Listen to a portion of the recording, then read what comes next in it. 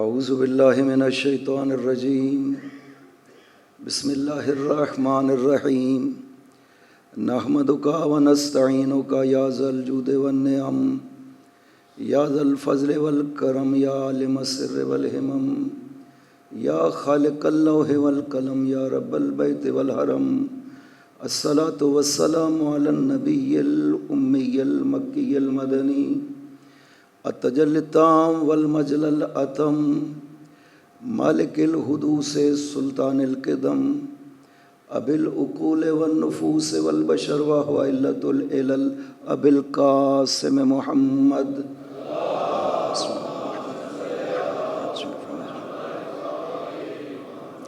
وعلى ابن عمه ووارث علمه وخلیفته سید الاولیاء والوصیین امیر المومنین وعلى السیدة المعصومة الجلیلہ التي هي جوہرة القدس من الکنز الخفی بدت فابدت عالیات الأحرف ائمة الغر بل أبيها سیما بقیت اللہ العظم فی الارضین روحی له الفدا وارواح العالمین ولعنۃ اللہ علی اعدائهم اجمعین اما بعد بسم اللہ الرحمن الرحیم اتبعوا ما انزل الیکم من ربکم ولا تتبعوا من دونه اولیاء قلیلا ما تذکرون صلوات بر محمد علیہ اللہم صلی علی محمد آل محمد وعجل فرجہم۔ ایک مرتبہ گزارش ہے آپ کے مرحومین کے لیے اور مجلس کا اہتمام کرنے والے دوستوں کے مرحومین کے لیے ایک مرتبہ سورہ فاتحہ 3 مرتبہ سورہ توحید کی تلاوت کرتے ہیں۔ بسم اللہ الرحمن الرحیم الحمد للہ رب العالمین الرحمن الرحیم مالک یوم الدین ایاک نعبد و ایاک نستعین اہدنا الصراط المستقیم صراط الذین انعمت علیہم غیر المغضوب علیہم ولا الضالین۔ بسم اللہ الرحمن الرحیم قل هو اللہ احد اللہ الصمد لم یلد ولم یولد ولم یکن له کفوا احد۔ بسم اللہ الرحمن الرحیم قل هو اللہ احد اللہ الصمد لم یلد ولم یولد ولم یکن له کفوا احد۔ بسم اللہ الرحمن الرحیم قل هو اللہ احد اللہ الصمد لم یلد ولم یولد ولم یکن له کفوا احد۔ اللہم بحق الزہرا و ابیہا و بعلہا و بنیہا اغفر للمؤمنین والمؤمنات والمسلمین والمسلمات خصوصا منہم المخصوصین والمخصوصات بفضلک و رحمتک یا ارحم الراحمین۔ صلوات بر محمد اللہم صلی محمد آل محمد وعجل فرجہم۔ یہ مجالس جیسے کہ ہم عرض کرتے رہے ہیں ہمارے لیے شرف ہے، ہمارے لیے عزت ہے، ہمارے لیے باعث برکت ہے، باعث نورانیت ہے ان مجالس میں شرکت، جن مجالس میں ذکر آل محمد ہوتا ہے۔ خداوند عظیم پسند کرتا ہے، خدا خود بھی ذاکر ہے، ذکر کرتا ہے اور چاہتا ہے کہ یہ ذکر کیا جائے اور اس ذکر کو سنایا جائے، لہٰذا مشیت خدا اس طرح سے ہے۔ یہ مجالس جو ہے کبھی بھی مجالس منعقد کرنے والے تھکتے نہیں ہیں کہ ہم اب تھک گئے ہیں ان مجالس سے، یہ ذکر بہت کر لیا ہے لہٰذا اب کافی ہے بس ہو جائے، نہیں، یہ نہ تھکنا یہ دلیل ہے اس بات کی کہ یہ مشیت خدا ہے کہ یہ ذکر باقی رہنا چاہیے۔ میں کہا کرتا ہوں جیسے عبادت ہے نا، آپ نماز پڑھتے ہیں، تکرار کرتے ہیں، ایک ہی جیسی نمازیں ہر روز پڑھتے ہیں، تسبیح پڑھتے ہیں، بار بار ایک ہی جیسے الفاظ تسبیح کے استعمال کرتے ہیں۔ کبھی کسی نے کہا کہ کل جو پڑھی تھی اب کیوں پڑھوں، یہ پھر تکرار ہے اسی نماز کا، اس لیے کہ عبادت اس طرح سے ہے کہ جب کرتے ہیں نا وہ نئی محسوس ہوتی ہے انسان کو۔ کبھی بھی یہ احساس پیدا نہیں ہوا کہ یہ نماز میں نے کل پڑھی تھی، پرسوں پڑھی تھی، اب اسی کا تکرار ہو رہا ہے۔ عام باتیں اپنی دیکھ لیں، اگر تکرار ہو جائے 2-4 مرتبہ لوگ کہتے ہیں بس کرو، ہر روز سنتے ہیں، اب کیا کریں گے یہ سن کر کے۔ لیکن عبادت میں ایسا نہیں ہوتا ہے، آپ بار بار ایک جیسی نمازیں پڑھ رہے ہیں، لیکن کبھی بھی یہ احساس پیدا نہیں ہوا کہ اب اس تکرار کا کیا فائدہ، کل بھی پڑھی پرسوں بھی پڑھی، اس لیے کہ یہ عبادت خدا ہے، اور عبادت خدا میں وہ ہر بار جب بھی کریں گے آپ کو تازگی محسوس ہوتی ہے، نئی محسوس ہوتی ہے، میں عبادت کر رہا ہوں۔ یہی چیز آپ کو ذکر آل محمد میں بھی نظر آتی ہے کہ یہی فضائل ہیں جو 1400 سال سے آل محمد کے بیان کیے جا رہے ہیں، کوئی نئے تو نہیں ہیں، وہی ہیں جو بار بار بیان کیے جا رہے ہیں اور بار بار سن رہے ہیں، لیکن کبھی یہ محسوس نہیں ہوا کہ یہ دوبارہ کیوں بیان کیے جا رہے ہیں، چونکہ یہ عبادت ہے، اور عبادت جب بھی کریں وہ نئی محسوس ہوتی ہے، اس میں لذت، یہ ہے لذت مناجات۔ خدا بند عظیم کی جو مناجات ہیں اس کی ایک لذت ہے، بعض کو ممکن ہے وہ لذت محسوس نہ ہو، لیکن جن کو محسوس ہوتی ہے یقین کریں وہ انتظار کر رہے ہوتے ہیں۔ مومن کی یہ علامات میں سے ہے کہ وہ ایک نماز کے بعد اگلی نماز کا انتظار کرتا ہے کہ کب دوسرا وقت آئے اور میں پھر بارگاہ خدا میں حاضری دوں۔ یہ جیسے نماز ہے نا کہ اس کا انسان مومن انتظار کرتا ہے، بالکل اسی طرح سے یہ ذکر آل محمد کی مجالس بھی ہیں۔ 2.5 ماہ آپ نے منعقد کرنی ہے، اور 2.5 ماہ کے بعد یہ نہیں کہے گا کوئی بھی کہ میں تھک چکا ہوں، یہ دعا کرے گا خدا بندہ اگلے سال پھر زندہ رکھنا تاکہ پھر ہم یہ کام منا سکیں۔ اور مجالس، یہ اس کا مطلب ہے کہ یہ دنیا سے اس کا تعلق نہیں ہے کہ کوئی سمجھے کہ یہ دنیاوی رسم ہے، نہیں، یہ عبادت خدا ہے اور مشیت خدا ہے کہ یہ ذکر جاری رہنا چاہیے۔ اس وجہ سے اس ذکر میں تازگی پائی جاتی ہے، اور کبھی یہ ذکر تکراری شمار نہیں ہوتا ہے، یہ چونکہ خدا کی مشیت ہے اور خدا کی عبادت ہے۔ کہا بھی گیا، روایات میں کہا بھی گیا ہے کہ ذکر علی عبادہ، علی کا ذکر کرنا عبادت ہے، اور یعنی نام تو آپ علی کا لیتے ہیں، فضائل تو علی کے بیان کرتے ہیں، لیکن عبادت خدا کی ہوتی ہے۔ خدا بند عظیم نے کتنا بڑا احسان کر دیا، اور اس سے بڑا احسان یہ ہے کہ فرمایا حب علی عبادہ، علی کی محبت عبادت ہے۔ محبت تو 24 گھنٹے دل میں ہے نا، ذکر تو 24 گھنٹے نہیں کر سکتے، لیکن محبت تو 24 گھنٹے دل میں ہے۔ اس کا مطلب ہے وہ جس کے دل میں محبت علی ہے وہ 24 گھنٹے عبادت خدا میں بسر کر رہا ہے۔ یہ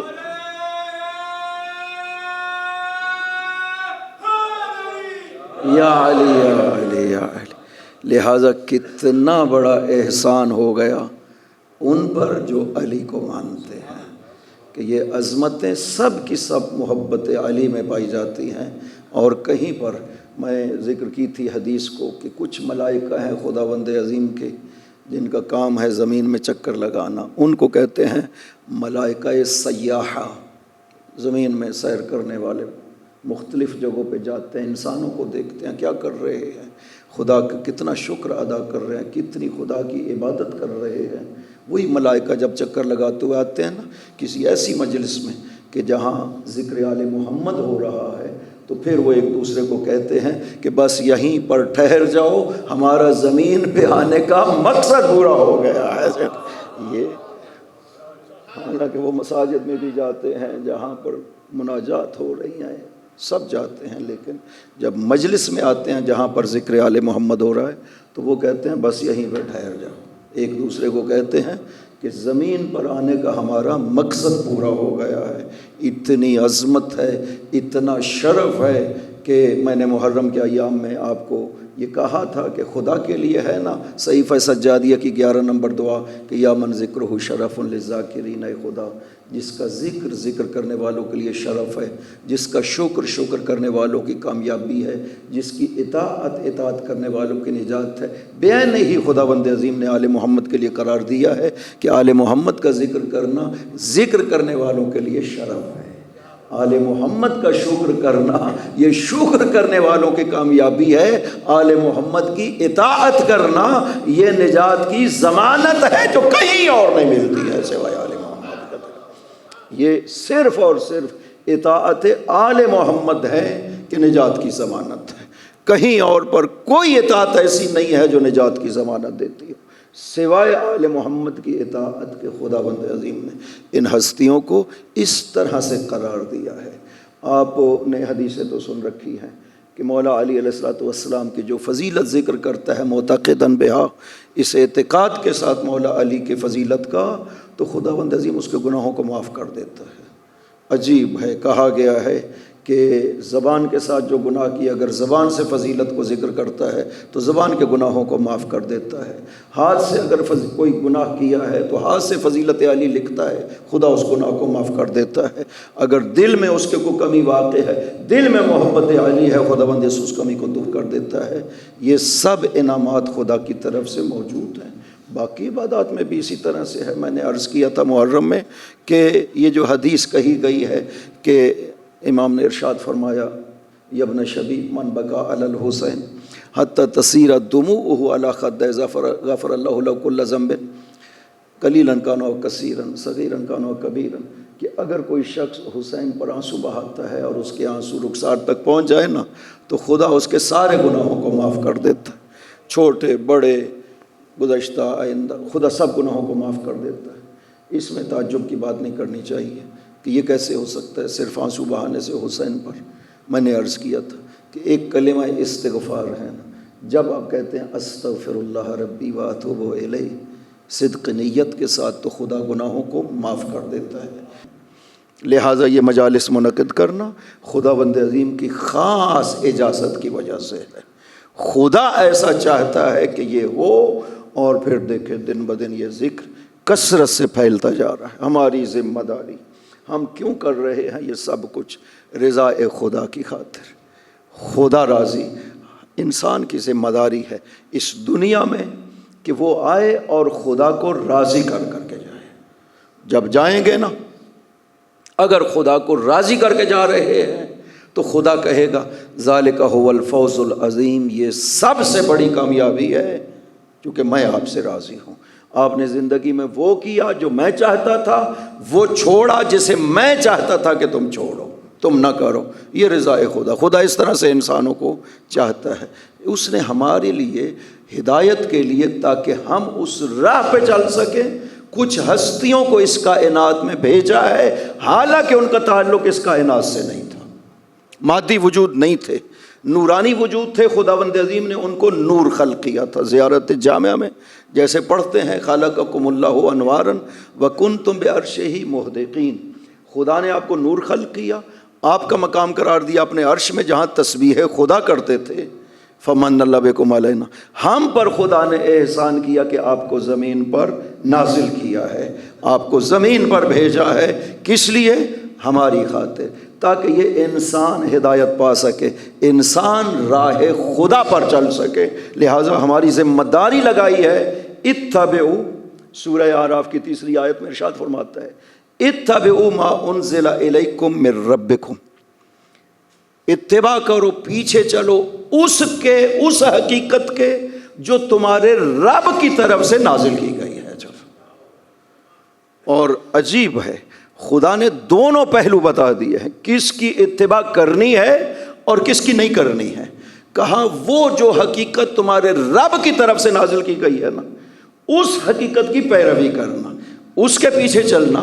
وَلَا تَتَّبِعُوا مِن دُونِهِ أَوْلِيَاءَ، اس حقیقت کو چھوڑ کر کے باقی کسی ولی کی پیروی نہ کرنا۔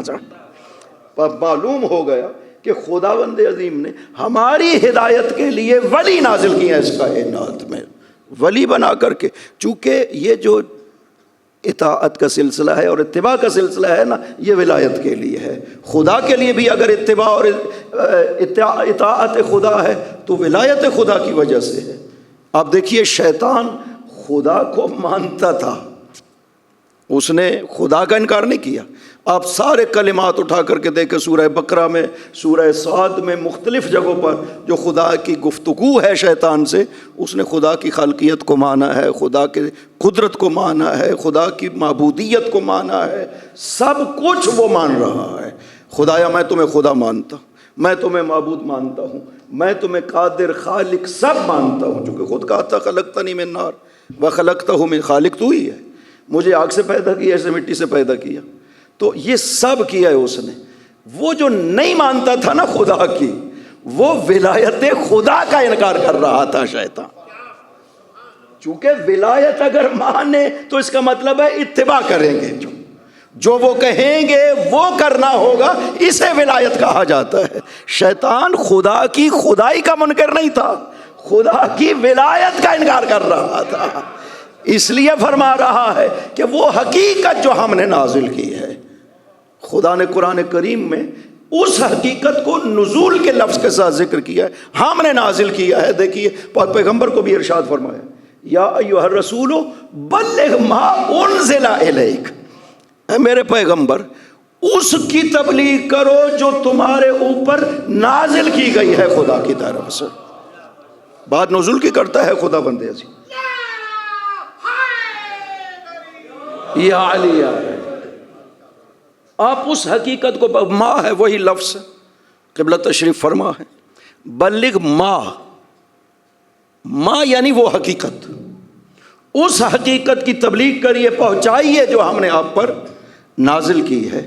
تو اسی حقیقت کو یہاں پر بھی کہہ رہا ہے، اتبعوا ما انزل الیکم من ربکم، اتباع کرو اس حقیقت کی جو تمہاری طرف، تمہارے رب کی طرف سے نازل کیا گیا ہے۔ پتہ چلا کہ یہ حقیقت کون سی ہے، چونکہ اگلے حصے میں فرمایا ہے اس حقیقت کو چھوڑ کر کسی اور ولی کی پیروی نہ کرنا۔ اس کا مطلب ہے یہ ولی ہے جسے خدا نے نازل کیا ہے، اور ہمیں کہہ رہا ہے جس ولی کو میں نے بھیجا ہے اس کی اتباع کرنا، جسے خود بنایا ہے کبھی اس کے پیچھے نہ جانا۔ اور یہ فرق بھی خداوند عظیم نے یہاں پہ بیان کر دیا، وَلَا تَتَّبِعُوا مِن دُونِهِ اولیاء جمع کہہ دیا، چونکہ محرم میں بھی ہمارا موضوع وہی سورہ جو آیت الکرسی کی آیت تھی، اس میں بھی ولی اور اولیاء، مقابل میں جو باطل والے ہیں ان کو اولیاء کہا ہے۔ کبھی حق والوں کو اولیاء نہیں کہتا خداوند عظیم، حق والوں کو ہمیشہ ولی کہتا ہے خدا، باطل والوں کو اولیاء کہتا ہے، حق والوں کو وہ ولی کہہ کر کے ذکر کرتا ہے۔ وجہ اس کی کیا ہے؟ اس لیے کہ وہ ایک ہی ولایت ہے، ولایتوں میں کوئی فرق نہیں ہے کہ ولایت خدا الگ ہو، ولایت پیغمبر الگ ہو، ولایت علی الگ ہو، نہیں، ولایتوں میں کوئی فرق نہیں ہے، ولایت وہی ہے جو خدا کی ہے۔ اسی ولایت کو اگر دیکھنا ہو یا پیغمبر میں نظر آئے گی یا علی میں نظر آئے گی، وہ ولایت ہو، یا علی یا علی یا علی یا علی یا علی۔ شیطان خدا کو جانتا تھا، علم رکھ، اس کا علم بہت وسیع تھا، اس نے چونکہ جو خدا سے باتیں کی ہیں نا، اس کو یہ بھی پتا تھا کہ آگے نبی بھیجنے والا ہے خدا، اسے یہ بھی پتا تھا امام بھیجنے والا ہے، اسے یہ بھی پتا تھا کہ قیامت بھی آنی۔ اس وقت تک تو کچھ باتیں نہیں ہوئی تھی، ابھی تو حضرت آدم کا پتلا تھا، اس کو اس کا مطلب ہے پتا تھا، چونکہ خدا سے کہا تھا مجھے قیامت تک کے لیے زندہ رکھنا۔ اور یہ جملے روایت میں وارد ہیں جو خدا سے اس گفتگو ہوئی۔ قرآن میں کچھ گفتگو ذکر کی گئی ہے بڑی مفصل، البتہ خدا نے صرف ہمارے لیے ذکر کیا ہے، ورنہ شیطان نے بدتمیزی کی ہے خدا کے ساتھ، اور یہ خدا نے صرف ہمارے لیے تاکہ ہم متوجہ ہو جائیں۔ خدا نے وہ ساری گفتگو جو اس نے خدا کے ساتھ کی ہے وہ خدا نے قرآن میں ذکر کر دی ہے۔ اس نے خدا کو کہا تھا کہ فَبِمَا أَغْوَيْتَنِي، تو نے مجھے گمراہ کیا، نعوذ باللہ من ذالک، بدتمیزی پہ اتر آیا، خالق ہے، مالک ہے، قادر ہے، سب مان رہا ہے، کہتا فَبِمَا أَغْوَيْتَنِي، تو نے مجھے گمراہ کیا لہٰذا میں ان کو گمراہ کروں گا۔ اس طرح سے گستاخیاں خدا کے ساتھ گفتگو میں خدا نے قرآن میں وہ سب بیان کر دی۔ کس لیے بیان کر دی؟ اس لیے کہ مجھ سے ایک بدتمیزی کر رہا ہے شخص، نہیں، اس لیے تاکہ ہمیں پتہ چل سکے کہ بارگاہ خدا میں یہ اتنی عبادتیں کرنے والا جب اس نہج پہ آ جاتا ہے تو خدا بند عظیم پھر اسے دھتکار دیتا ہے۔ دیکھیے اس کی عبادتیں بے پناہ تھیں۔ مولا نے ناج البلاغہ میں ارشاد فرمایا ہے کہ عبد اللہ 6,000 سنہ فی الارض وما دریتم امن سنی الآخرہ امن سنی دنیا، کہ اس نے 6,000 سال عبادت زمین میں کی خدا کی، اور آپ کو کیا پتہ، حضرت فرماتے ہیں کہ یہ دنیاوی سال تھے یا آخرت کے سال تھے؟ آخرت کا سال ہر سال 1000 سال کے برابر رہے، دنیاوی بھی ہوں تو 6,000 سال معمولی بات نہیں ہے کہ یہ 6,000 سال عبادتیں کرتا رہا۔ اسی عبادتوں کی وجہ سے تو خدا نے اٹھا لیا تھا، عزازیل نام تھا، خدا نے اٹھا لیا. جب جنہوں نے فساد کیا خدا نے جنوں کو عذاب میں مبتلا کر کے ہلاک کر دیا، اسے اٹھا لیا آسمانوں پہ کہ یہ عبادت گزار ہے. اور پھر پہلے آسمان سے ترقی کی، دوسرے پہ، تیسرے پہ، چوتھے پہ پہنچا اور یہ واقعہ پیش آ گیا. تو عبادتیں بے پناہ کی ہوئی تھیں، علم بے پناہ تھا. یہ جانتا تھا کہ نبی آنے والے ہیں، یہ جانتا تھا کہ امام آنے والے ہیں، یہ جانتا تھا کہ قیامت آنے والی ہے. یہ سب باتیں اس نے خدا سے کی ہیں. لہذا خدا نے جب کہا نا کہ سجدہ کرو آدم کو، تو اس نے خدا سے کہا تھا کہ لو افوتنی عن السجود لآدم لعبدتک لم یعبدک ملک مقرب ولا نبی مرسل. اگر تم مجھے معاف کر دو نا سجدہ آدم سے، تو میں تیری اتنی عبادت کروں گا کہ نہ یہ فرشتے کر سکیں گے اور نہ وہ جو نبی آنے والے ہیں نہ وہ کر سکیں گے. میں اتنی عبادت کروں گا تیری. خدا نے بڑا خوبصورت جملہ ارشاد فرمایا انی احب ان اعبد کما ارید لا کما ترید. میں چاہتا ہوں کہ عبادت اس طرح کیا جاؤں جیسے میری مرضی ہے، نہ ویسی عبادت جیسے تیری مرضی ہے. خدا فرماتا ہے نہ تیری عبادت میں ذرہ برابر بھی اختیار نہیں ہے کہ کوئی کہے نا کہ میں عبادت میں اپنی مرضی شامل کر لوں، ذرہ برابر بھی اختیار نہیں ہے. نہ من نوعان، جیسے خدا نے فرمائی وہ دو رکعت صبح کی اس نے کہہ دی. ہم کہیں کہ جی نہیں ہم تو 4 رکعت پڑھتے ہیں، صبح چلو اٹھ ہی گئے ہیں تو 2 رکعت تو شہی کوئی نہیں ہے، 1 منٹ لگتا ہے 2 رکعت پڑھنے میں، 4 رکعت پڑھ دیتے ہیں تو اسی کی حمد و ثنا. لیکن لعنت ہو جائے گی، نہیں قبول کی جائے گی بارگاہ خدا میں. کیوں؟ وہ کہتا ہے بھائی یہ میری مرضی ہے، تمہاری مرضی نہیں ہے. میں نے جیسے فرض کیا ہے آپ کا فریضہ ہے من وان اس طرح سے عبادت کو انجام دو جیسے میں چاہتا ہوں. لہذا ہم بھی اسی مولا کی مرضی کے مطابق، یہ عبد ہے، عبد کا کوئی اختیار نہیں ہے. جو جملے سید الشہداء نے بھی فرمائے تھے، ائمہ بھی فرماتے رہے کہ رضاً بقضائک و تسلیما لامرک، خدا بند ہم راضی ہیں جیسے تو فیصلہ کرے، اور تیرے امر کے مقابل میں ہم سر تسلیم خم ہیں، چاہے وہ امر پسند ہو ہمیں پسند نہ ہو ہمیں.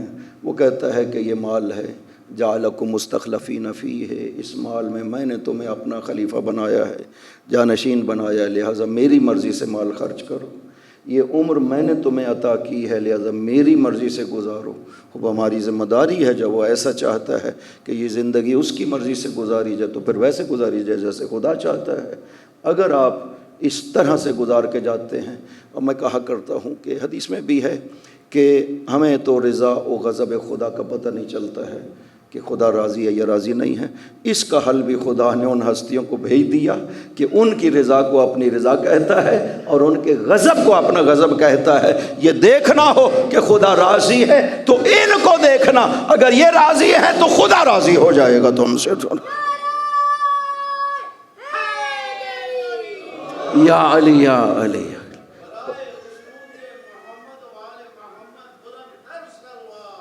اللہم صلی علی محمد و آل محمد وعجل فرجہم.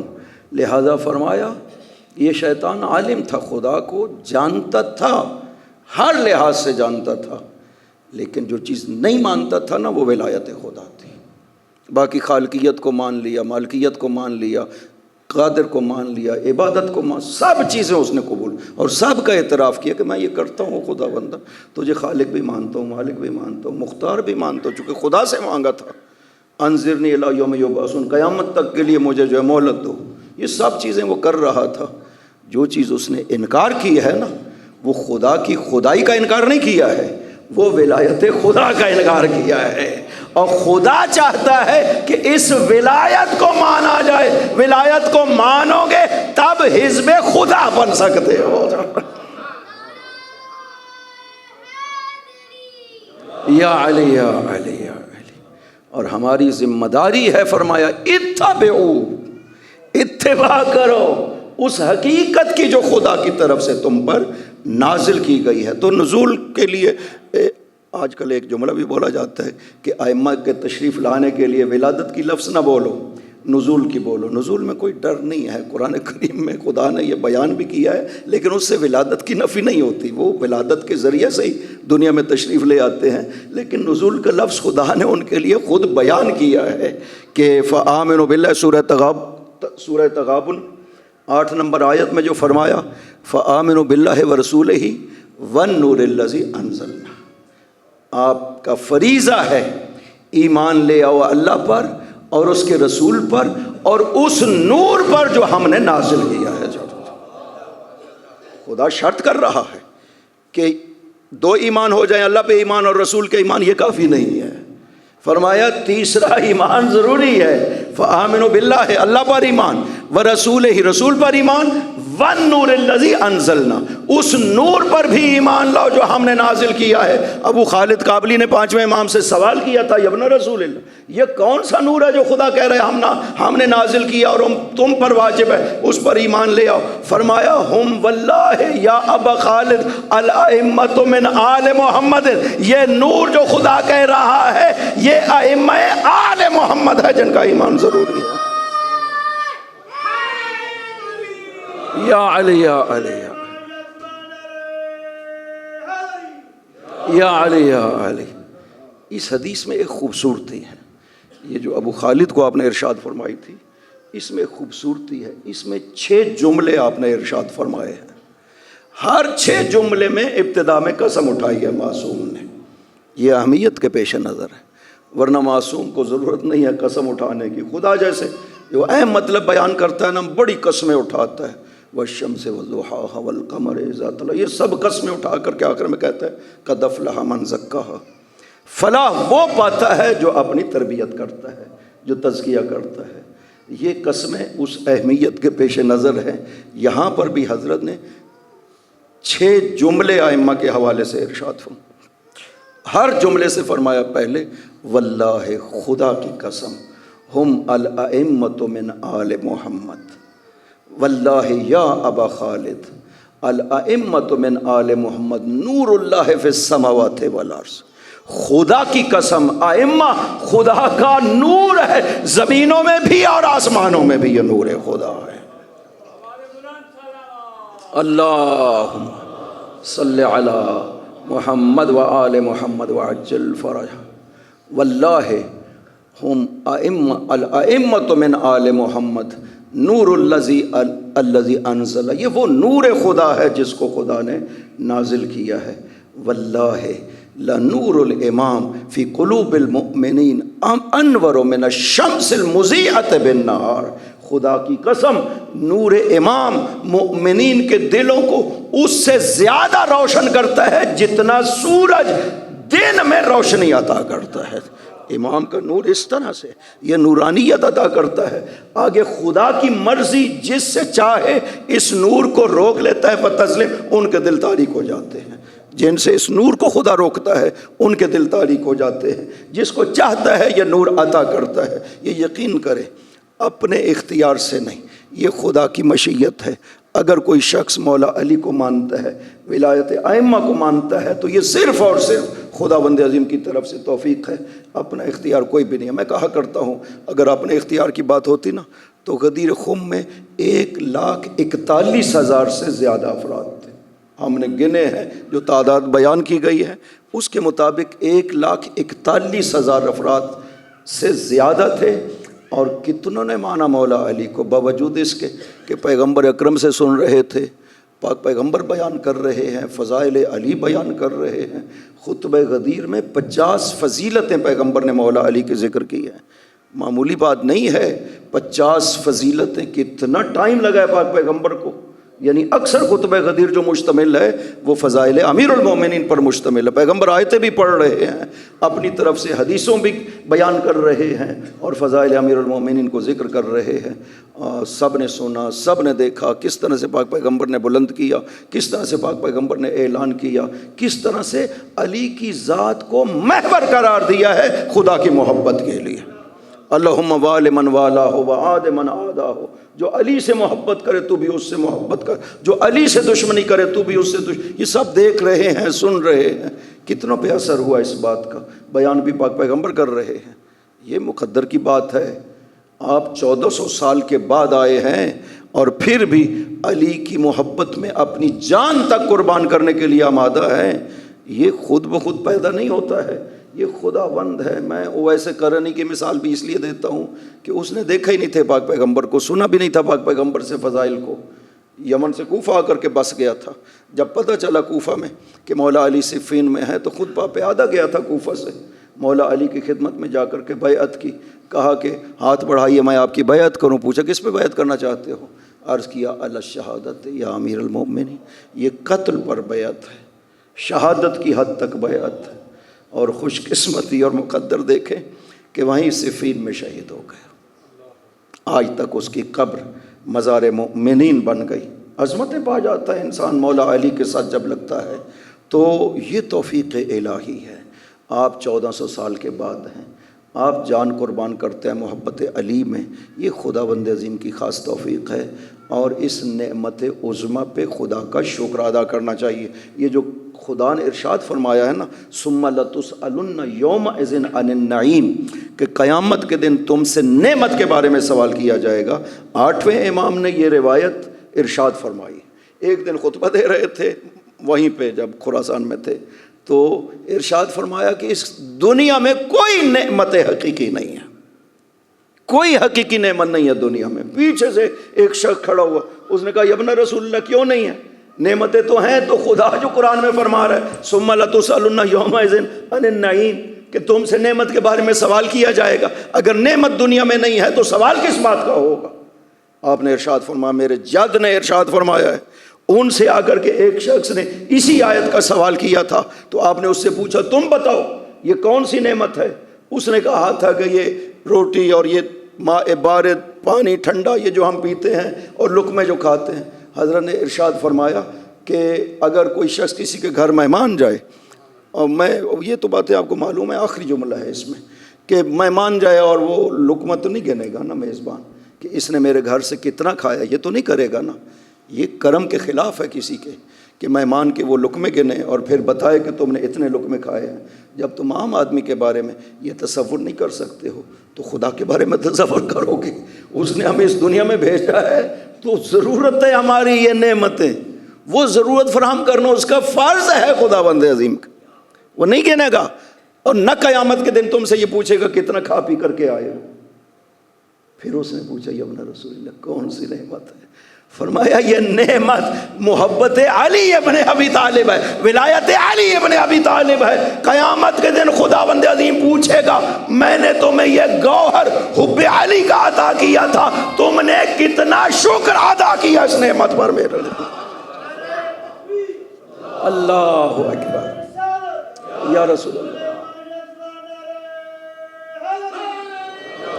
یا علی یا علی، صلوات پڑھیے محمد و آل محمد، اللہم صلی علی محمد و آل محمد وعجل فرجہ۔ خدا شکر چاہتا ہے اس نعمت عظمیٰ پر۔ فرمایا اسی نعمت کی وجہ سے ہر نعمت بنتی ہے، اس کے بغیر کوئی نعمت نہیں بنتی ہے۔ ولایت ہے جس سے ہر نعمت بنتی ہے، محبت امیر المؤمنین ہے جس سے ہر نعمت بنتی ہے۔ لہٰذا حکم دیا ان ہستیوں کو اس کائنات میں بھیج کر، کس لیے؟ آپ اطاعت کرو ان کی، اتباع کرو ان کی، اتباع کا حکم دیا، اطاعت کا حکم بھی دیا اور اتباع کا حکم بھی دیا، دونوں لحاظ سے۔ میں نے محرم میں عرض کیا تھا اطاعت کا مطلب ہے کسی کے فرمان میں اس کی پیروی کرنا، وہ اگر فرمان دے اور آپ اس کے مطابق عمل کریں اسے اطاعت کہا جاتا ہے۔ اتباع کا مطلب ہے کسی کے فعل میں اس کے پیچھے چلنا، اس کی پیروی کرنا۔ ایک راستے پہ جا رہا ہے آپ اس کے پیچھے چلتے جائیں، یہ فعل ہے۔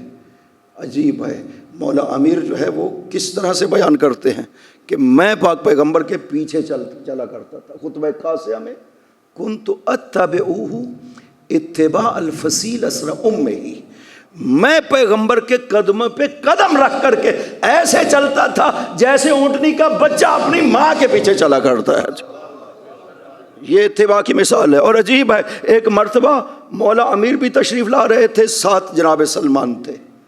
راوی دیکھنے والا کہتا ہے جب تشریف لائے نا تو قدم کے نشان ایک ہی بندے کے تھے۔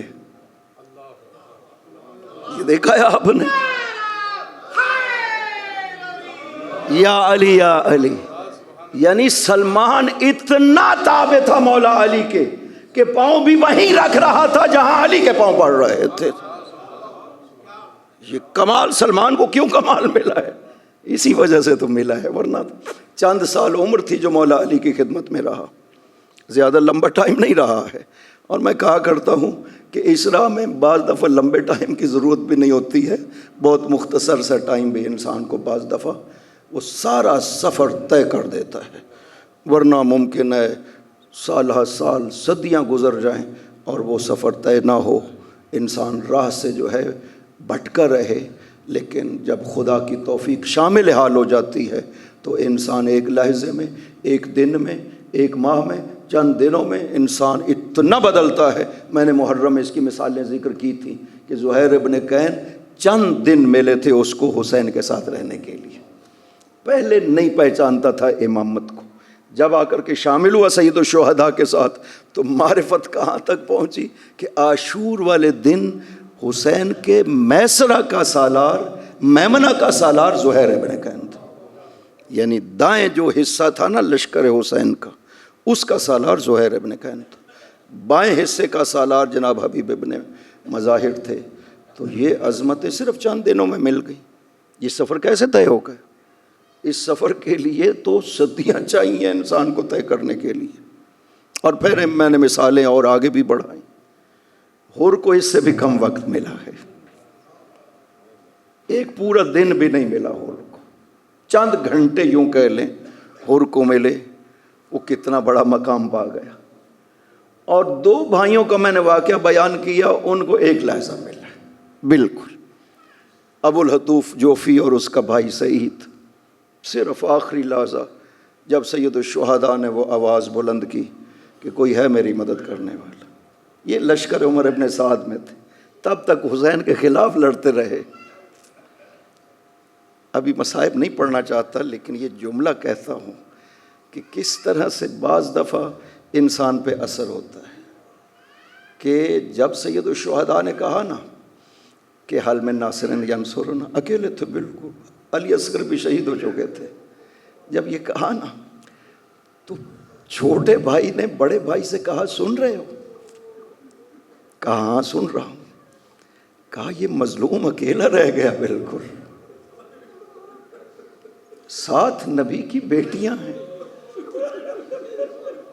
آؤ نہ اس کی مدد کرتے۔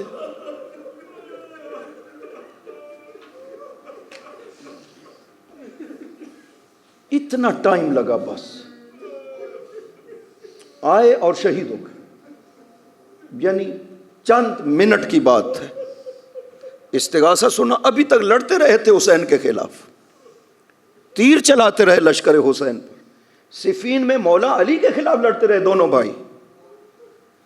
خداوند عظیم جس وقت توفیق دے نا انسان کو، اس جملے نے ان کی ذات پر اثر کیا کہ یہ مظلوم اکیلے رہ گئے ہیں، ہمیں ان کی مدد کرنی چاہیے۔ چھوٹے بھائی نے بڑے بھائی سے کہا امام زمانہ زیارت نائیہ پہ سلام کر رہے ہیں، سلام تجھ پر اے ابو الحطوف، سلام تجھ پر اے سعید۔ کتنی سعادت ہے کہ بالکل آخری لحظے میں جہنم کے کنارے سے یکدم جنت میں داخل ہو جائے انسان۔ اس طرح سے انسان بدلتے ہیں، نہ بدلے خدا کی توفیق نہ ہو تو سال ہر سال پاک پیغمبر کی ہمراہی میں رہ کر کے بھی انسان برداشت نہ کر سکے نام علی کو۔ کتنا مشکل، آپ سمجھتے ہیں یہ علی ولی اللہ پڑھنا آسان کام ہے؟ یہ سب سے مشکل کام ہے دنیا کا، علی ولی اللہ پڑھنا۔ خدا نے یہ توفیق آپ کو عطا کی، آپ نے مانا، لہذا وہ کہتا ہے یہ وہ حقیقت ہے ولایت جسے میں نے نازل کیا، اتباع کے لیے نازل کیا ہے۔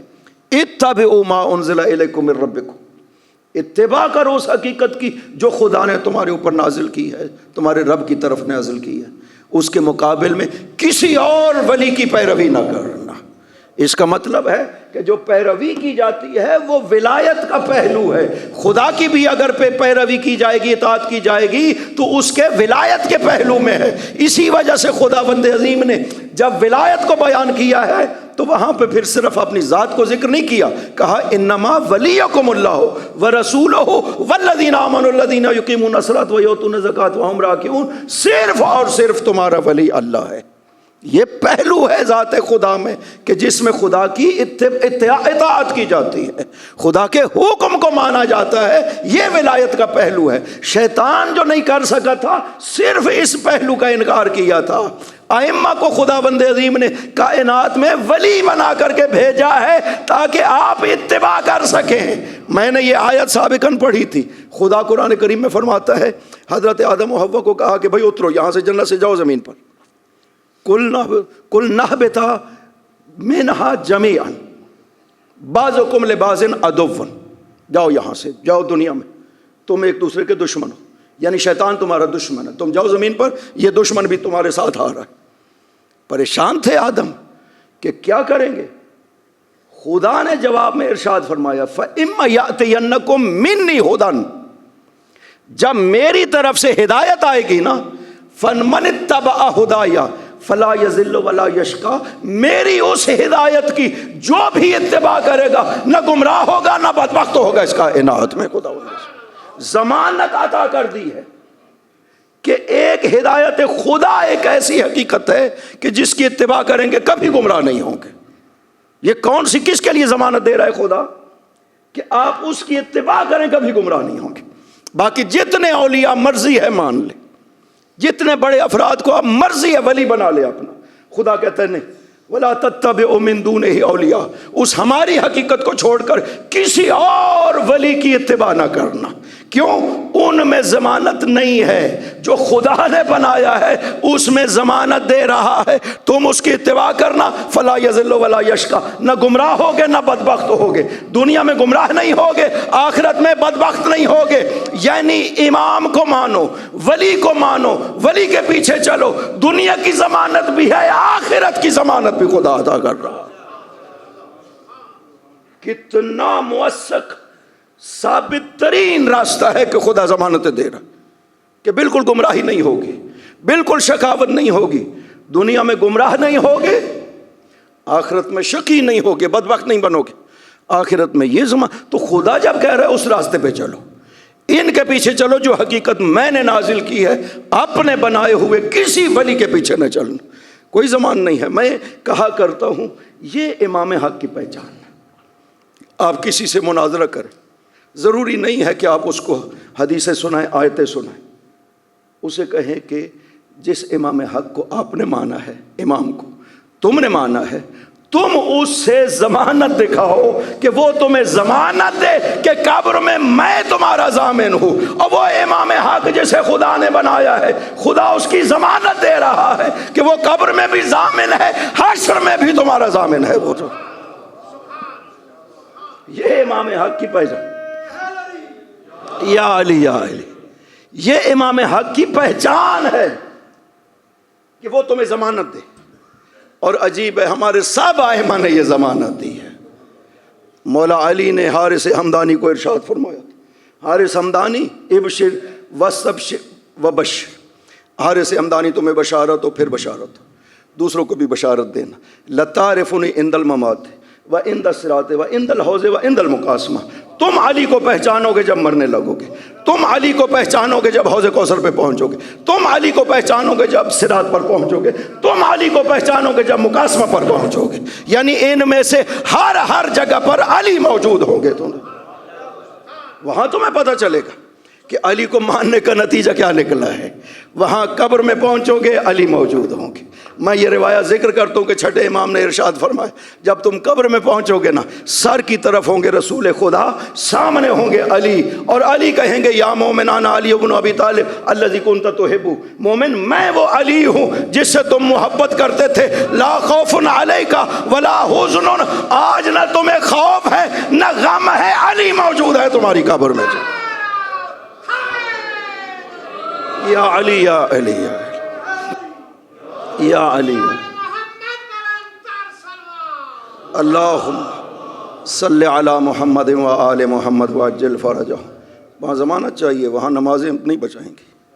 یہ شب اول قبر جو ہے ایک، اور دوسرا میدان حشر، قیامت، ان دو میں آپ کو عبادتیں نہیں بچا سکیں گے، چونکہ شب اول قبر میں سوال ہی نہیں ہونا کہ کتنی نمازیں، روزے، حج، زکوٰۃ، کسی چیز کا سوال نہیں ہونا۔ سوال ہونا ہے من ربک ومن نبیک ومن امامک، بتاؤ جان چھڑوانی ہے تو بتاؤ کون تمہارا رب ہے، کون تمہارا نبی ہے، کون تمہارا امام ہے۔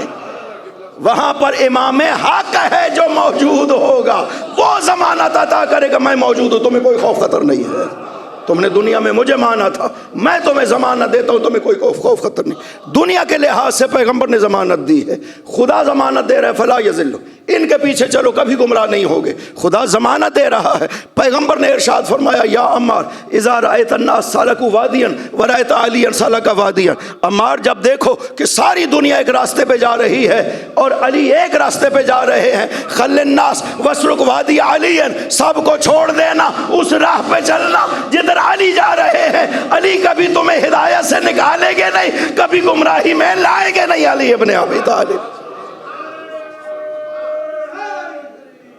یا علی یا علی یا علی،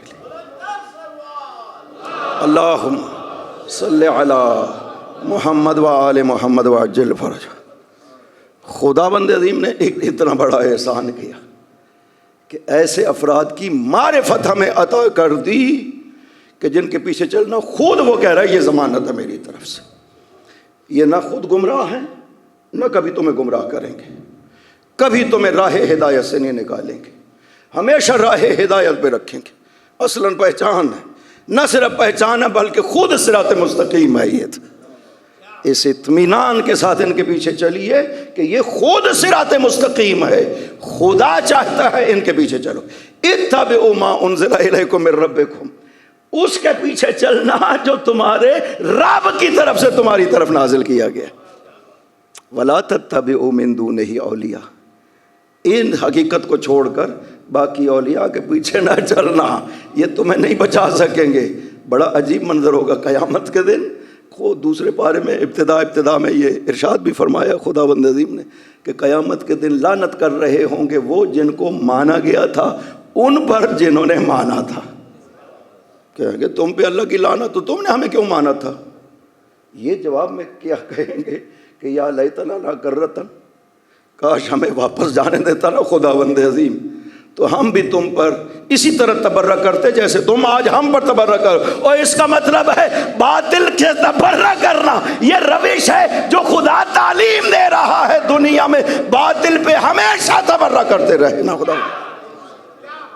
فرق یہ ہے کہ انہیں وہاں پتہ چلے گا باطل کا، ہمیں خداوند عظیم نے یہیں پہ بتا دیا ہے حق کون ہے باطل کون ہے۔ تو لہذا یہ معرفت خدا ہے جو خدا نے عطا کی ہے، یہ خدا کا احسان ہے ہم پر۔ دوستو، ماہ محرم بھی گزر گیا اور ماہ سفر آدھے سے زیادہ گزر چکا ہے، 40 سید الشہداء قریب آ رہا ہے۔ کسی کے 40 منانے کا حکم نہیں دیا گیا سوائے 40 حسین کے۔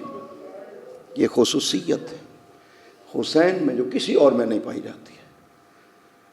ان دنوں میں حسین کے اہل و عیال قید خانوں میں،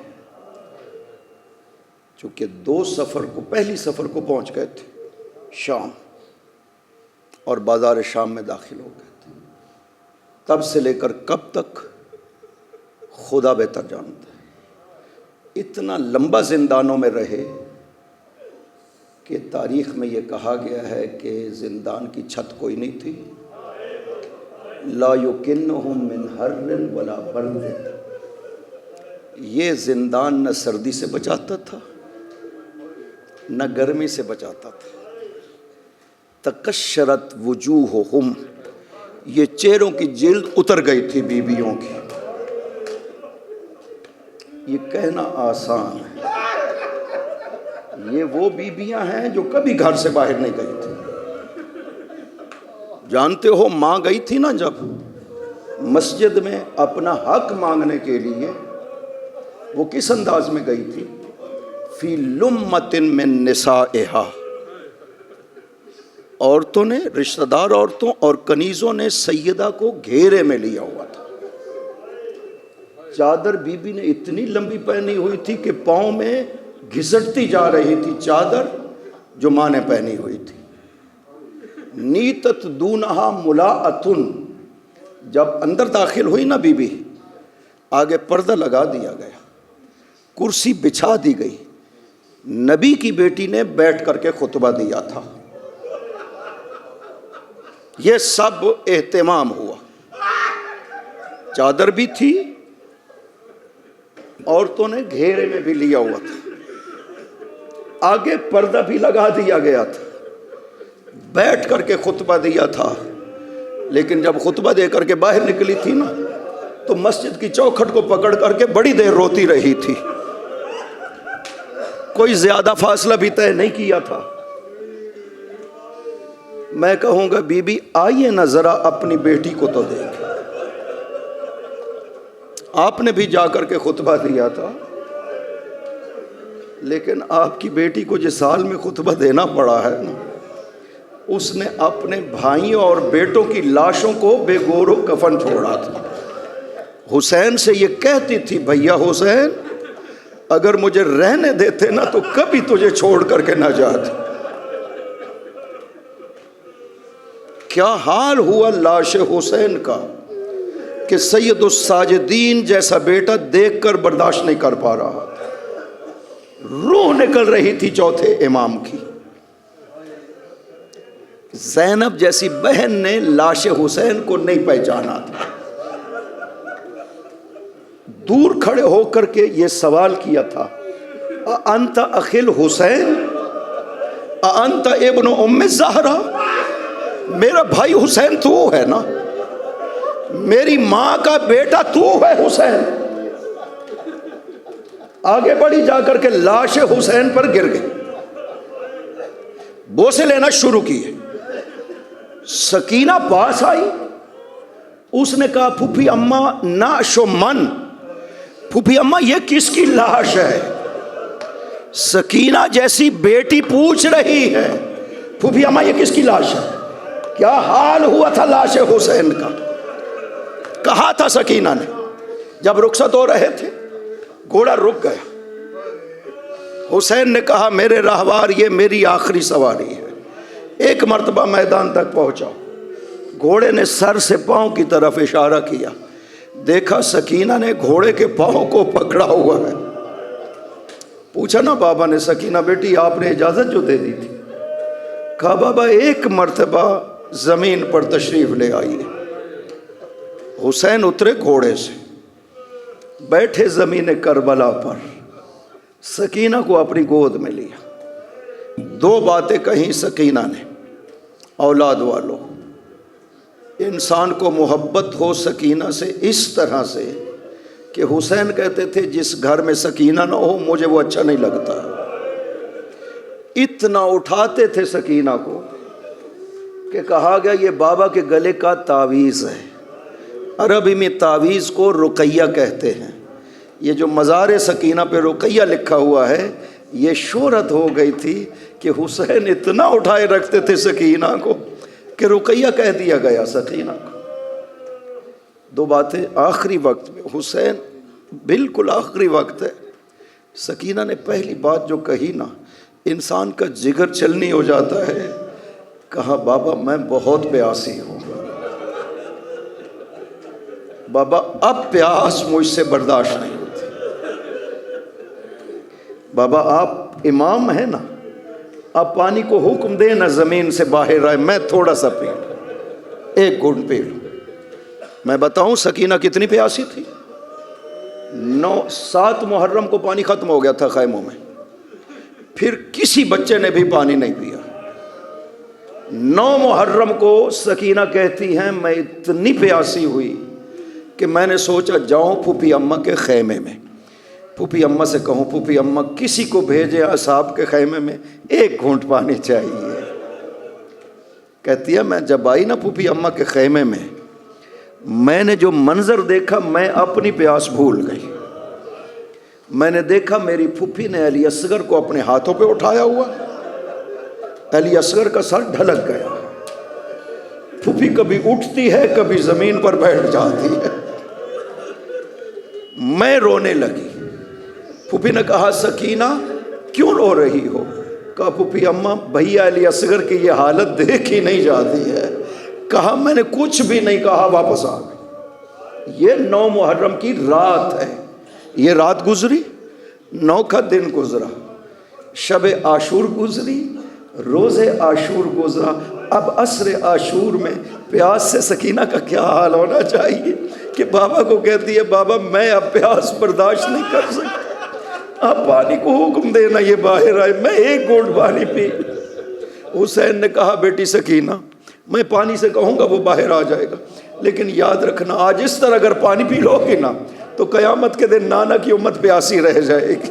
کہا بابا مجھے پانی نہیں چاہیے، نانا کی امت پیاسی نہ رہ جائے۔ دوسرا جملہ جو کہا نا سکینہ نے وہ اس سے بھی سخت تھا۔ عرض کیا بابا میں صبح سے اب تک دیکھ رہی ہوں جو بھی گیا نا بابا وہ واپس نہیں آیا، مجھے پتا ہے آپ بھی جا رہے ہیں، آپ واپس نہیں آئیں گے، بابا میں یتیم ہو جاؤں گی، کوئی مجھ سے پیار نہیں کرے گا۔ بابا ایک مرتبہ اسی طرح پیار کرے نا جیسے آپ یتیموں سے کیا کرتے ہیں۔ حسین نے سکینہ کے بوسے لینا شروع کیے، سکینہ نے چیخیں مار کر کے رونا شروع کیا۔ حسین نے کہا بیٹی سکینہ اپنی چیخوں کے ساتھ میرے جگر کو چھلنی نہ کرو، البکاء امامک، سکینہ آگے آپ کو بہت رونا ہے۔ اور وہ سکینہ جو اتنی زیادہ پیاسی تھی جب ذوالجناح خیموں میں واپس آیا نا تو سب سے پہلے جو باہر نکلی ہے نا وہ سکینہ ہے۔ آئی گھوڑے کو دیکھا، ذوالجناح کی عجیب حالت ہے، زین الٹی ہوئی ہے، تیر لگے ہوئے ہیں، پیشانی خون حسین سے تر ہے۔ سکینہ آگے بڑھی، ذوالجناح کے گلے میں بازو ڈال کر ایک ہی سوال کیا، او میرے بابا کے گھوڑے مجھے بتاؤ میرے بابا کو پانی پلایا گیا تھا یا پیاسا مارا گیا؟ اجرکم علی اللہ۔ کبھی دیکھا خیموں کو آگ لگی ہوئی، سکینہ کے دامن میں آگ لگی ہوئی، خیمے سے دوڑ کر کے باہر آ رہی ہے۔ حمید بن مسلم کہتا ہے میں نے دیکھا کہ بچی کے دامن میں آگ لگی ہے، میں آگے بڑھا آگ بجھانے کے لیے، میرے آگے آگے سکینہ دوڑ پڑی۔ کہا شیخ اب لٹنے کے لیے ہمارے پاس کچھ نہیں بچا ہے، دور تھے وہ بھی کھینچ لیے گئے، اب کچھ نہیں ہے لٹنے کے لیے۔ میں نے کہا بی بی میں آگ بجھانا چاہتا ہوں۔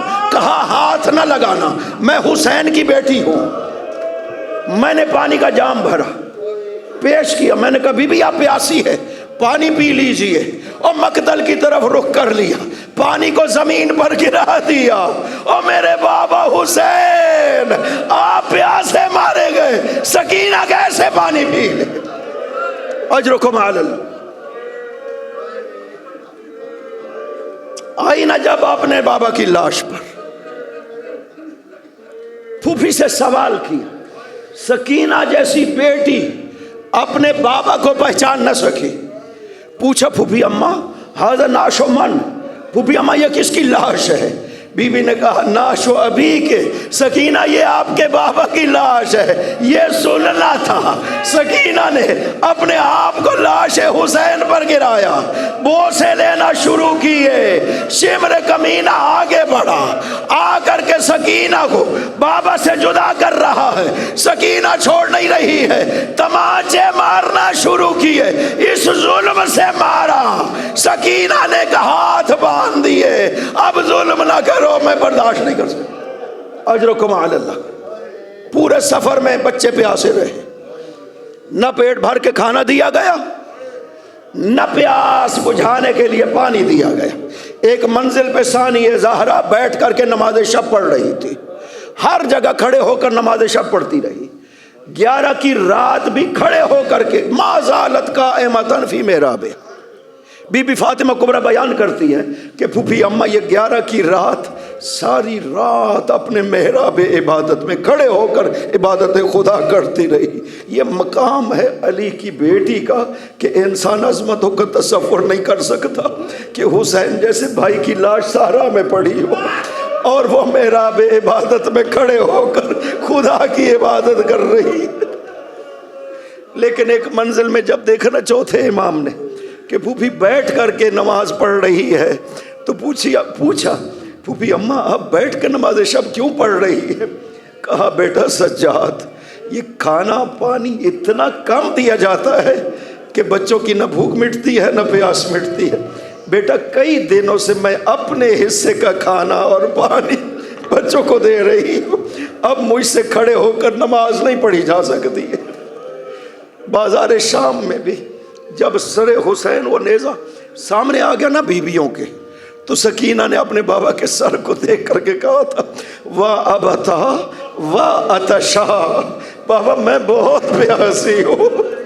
اور شام کے بازار تک بھی سکینہ کو اتنا پانی نہ مل سکا کہ یہ پیاس ختم ہو سکے۔ زندان میں ایک شب سکینہ نے اپنے بابا کو خواب میں دیکھا۔ جب بابا تشریف لائے نا تو بابا کو بیان کرنا شروع کیا، بابا آپ کے بعد مجھے بہت مارا گیا، بابا میرے دور کھینچے گئے، بابا آپ کے بعد میری پھوپھیوں کو اتنا مارا گیا کہ میری پھوپھیوں کی پشت سیاہ ہو چکی ہے، بابا ہمارے خیموں کو لوٹا گیا، بابا پھوپھیوں کی چادروں کو لوٹا گیا۔ یہ کہتے کہتے سکینہ بیدار ہوئی، گریہ کرنے لگی۔ جب بیویوں نے خواب سنا نا سکینہ کا، بیویاں بھی رو پڑی۔ یزید کے کانوں تک آواز پہنچی، کہا پتہ کرو یہ زندان میں بیویاں کیوں رو رہی ہے۔ جب بتایا گیا نا یزید حسین کی ایک چھوٹی سی بچی ہے جو اپنے بابا کو یاد کر کے رو رہی ہے۔ اس سنگ دل لعین نے سر حسین تشت میں رکھا، اوپر کپڑا دیا، کہا جاؤ بیٹی کو اپنے بابا سے ملا دو۔ جب آئے نا تشت لے کر کے، ثانیہ زہرا کے ہاتھوں میں تشت ہے، لا کر کے سکینہ کے آگے رکھا۔ سکینہ نے پوچھا ما ھذا یا عمتی، پھوپھی اماں یہ کیا ہے؟ بی بی نے کہا ھذا راس ابیک، سکینہ یہ تیرے بابا کا سر ہے۔ سکینہ نے کپڑا اٹھایا، جب سر حسین پر سکینہ کی نظر پڑی نا تو سکینہ اپنا غم بھول گئی، بابا کے سر کو دیکھ کر کے سوال کرتی ہے بابا یہ تو بتائیے یہ رگ گردن کس نے کاٹی ہے؟ بابا یہ تو بتائیے یہ ابرو کس نے زخمی کیا ہے؟ بابا یہ تو بتائیے یہ داڑھی خون سے رنگین کس نے کی ہے؟ بس یہ کہتے کہتے سکینہ نے اپنا منہ رکھا حسین کے منہ پر، روح پرواز کر گئی۔ انا للہ و انا الیہ راجعون، ماتم بپا ہو گیا۔ بیویوں نے گیریا شروع کیا، سکینہ کے غسل کی تیاری ہو رہی ہے۔ شام کی عورت کو بلایا گیا سکینہ کو غسل دینے کے لیے۔ جب وہ غسل شروع کرنے لگی اور اس کی نظر پڑی نا سکینہ کے جسم پر، غسل کو چھوڑ دیا، آئی بی بی کی خدمت میں، سوال کیا بی بی مجھے بتائیے اس بچی کو کون سی بیماری تھی کہ سارا جسم سیاہ ہو گیا؟ فرمایا کوئی بیماری نہیں تھی، کربلا سے لے کر شام تک اتنا مارا گیا کہ جسم سکینہ سیاہ ہو گیا۔